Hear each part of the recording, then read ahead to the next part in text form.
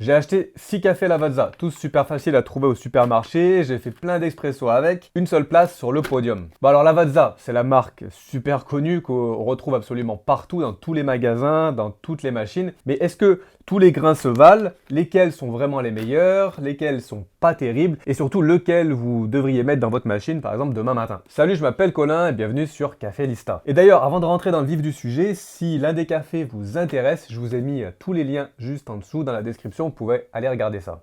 Le protocole en 20 secondes, comment j'ai fait pour tester tous ces cafés? J'ai utilisé la même machine, la même eau, la même dose, c'est-à-dire à chaque fois au maximum, le même ratio en tasse. J'ai seulement ajusté de temps en temps la mouture avec le moulin, une fois parce que ça bloquait un peu pour avoir à peu près la même dose, le même volume en tasse. Je les ai goûtés en espresso, puis avec du lait pour les 3 meilleurs, pour ceux qui semblaient vraiment faits pour ça. Alors attention, on parle ici quand même de café, on va dire industriel, c'est-à-dire qu'on va pas chercher des notes extrêmement complexes, c'est pas là où on va trouver des arômes de pêche, etc. Lesquels étaient trop amers, et puis au final, en fait, ou lequel moi je rachèterai demain, et surtout lequel je pourrais vous recommander, vous conseiller si vous êtes un peu perdu dans les rayons au supermarché, parce que c'est quand même souvent le cas. On a tous les paquets, là on a quand même plein d'indications, mais on va le voir, hein, ils sont pas tous identiques, et il y en a certains que je recommanderais pas vraiment.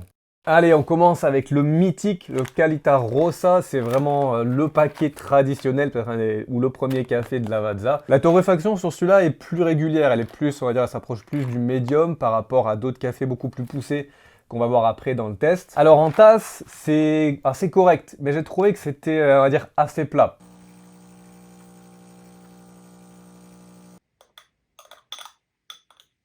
Il y avait un peu de corps, pas vraiment d'acidité, une amertume qui était raisonnable, quelques notes chocolatées, donc rien de véritablement désagréable, mais en même temps rien qui ressortait vraiment. C'est pour le Qualità Rossa un café que je trouve un peu passe-partout, c'est-à-dire que celui que vous pouvez acheter sans trop réfléchir, qui devrait pas trop vous décevoir, mais qui vous surprendra pas forcément non plus.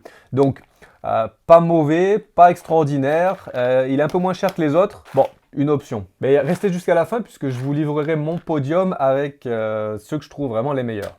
Ensuite, on passe au Lavazza. Alors lui, le nom, il est simple, c'est Lavazza Espresso. Pour moi, j'ai trouvé ici qu'on montait sérieusement d'un cran par rapport à celui qu'on a vu avant. Alors, il est sur ce qu'ils appellent une torréfaction ici de 5 sur 10 au niveau intensité. Bon, vous savez, ça ne veut pas dire grand-chose. Mais il est donc un peu moins développé, un peu moins torréfié que d'autres cafés. Et pour le coup, ça se ressent dans la tasse. On est ici sur ce que Lavazza appelle une torréfaction moyenne. En fait, de torréfaction moyenne, dans tout cela, les 6, je trouve que j'en ai véritablement un seul. La plupart, pour moi, seraient un peu poussés. Et ici, on est avec le blend classique d'espresso italien, on va dire.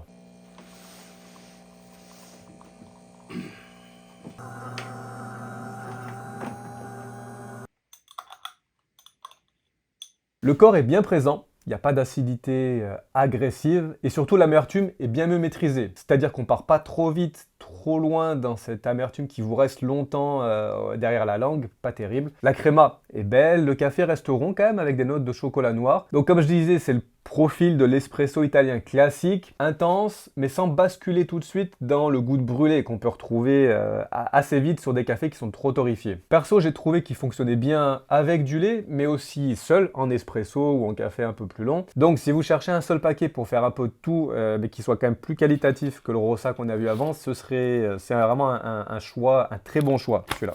Ensuite, on passe à Qualità Oro. Alors celui-là aussi, il est censé être intensité 5, donc le même que le paquet qu'on a vu juste avant, l'espresso. Mais on va voir, il est quand même une torréfaction qui semble plus claire, plus légère. Et dans la tasse, celui-là est quand même assez différent. Donc c'est le plus clair de la sélection. On reste sur quelque chose de médium, hein, une torréfaction moyenne, mais on est loin évidemment d'un café de spécialité légèrement torréfié. C'est pas ça. On est sur un café ici 100% d'Arabica, donc on n'est pas de mélange, on n'a pas de Robusta. Les grains proviennent apparemment donc d'Amérique centrale, Amérique du Sud. Bon, c'est cool, mais de toute façon à chaque fois sur les Lavazza, on sait pas vraiment d'où ça vient. C'est pas là où on va avoir une idée précise quand même. Et Lavazza annonce un profil fruité et floral. Et pour une fois, on retrouve quand même une partie de cette différence en tasse. Mais la différence avec les 5 autres, pour moi, était assez nette. Il est un peu plus doux, il a une petite acidité agréable. Certains arômes, on retrouve des arômes donc légèrement fruités. Comme je vous l'ai dit, hein, attendez pas à retrouver des notes très spécifiques, mais quand même, il change un peu. Alors que tous les autres restent dans le même registre d'arômes de chocolat, noisette, des fois de torréfaction, Oro apporte quelque chose de différent. Et d'ailleurs, si vous utilisez une machine à grains, comme celle-là par exemple, la Magnifica Duo, ou une autre, et que votre café est des fois trop fade, trop amer ou difficile à régler, je vous ai préparé un guide complet pour vous aider à trouver les bons réglages. Le lien est juste en dessous dans la description, vous pouvez le télécharger, c'est gratuit. Allez, on continue notre exploration des cafés Lavazza. Je suis passé ensuite au Crema y Aroma. Là, on change de registre. On est sur donc un blend là encore. Ils appellent torréfaction moyenne. Pour moi, on est quand même sur une torréfaction foncée. On est d'ailleurs indicateur 8 sur 10 au niveau de l'intensité. Ça se voit, ça se ressent dans la tasse. En tasse, on retrouve des arômes de chocolat, de noisettes grillées. On a beaucoup de corps, hein. On a un côté assez sirupeux, une créma qui est vraiment généreuse. Donc, seul, il peut paraître peut-être des fois un peu lourd si vous aimez les cafés doux. Mais avec du lait, j'ai trouvé qu'il fonctionnait vraiment bien. Son intensité disparaît pas et on garde les notes chocolatées dans le cappuccino par exemple. Donc, le Crema y Aroma, c'est pas forcément le plus subtil, mais les arômes tiennent quand même bien avec le lait. Et si vous buvez beaucoup de latte, beaucoup de cappuccino, notez ce nom, celui-là est quand même pas mal. Alors on enchaîne après avec celui-là, le Crema y Gusto. Le nom est un peu similaire, c'est dans la série Classico. Alors on est ici sur ce qu'ils disent intensité 7 sur 10. La torréfaction pour moi, et là aussi je l'ai trouvé quand même assez poussée. Et celui-là, ça n'a pas été mon préféré. On quitte quand même un peu ces notes de chocolat de noisette pour aller vers quelque chose d'un peu plus brûlé, avec des fois une légère impression de caoutchouc.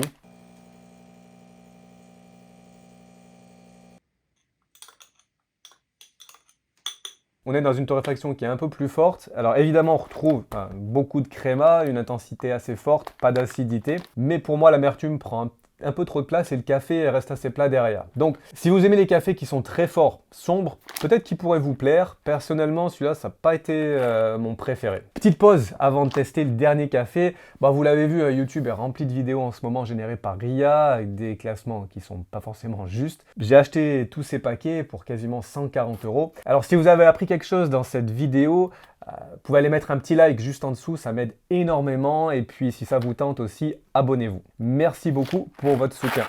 Allez, on va ranger les Crema y Gusto et on passe au dernier café, le Super Crema. Alors, le Super Crema, c'est peut-être un des plus connus chez Lavazza pour les amateurs d'espresso, on va dire classique, traditionnel.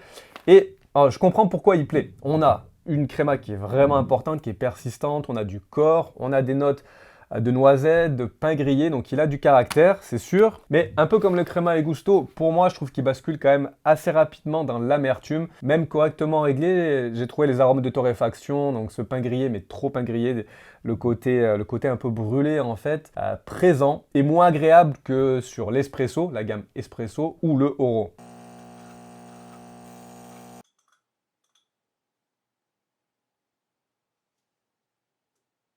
Il est pas mauvais, je comprends pourquoi il peut plaire, il fonctionne bien avec du lait, mais je pensais le placer un peu plus haut.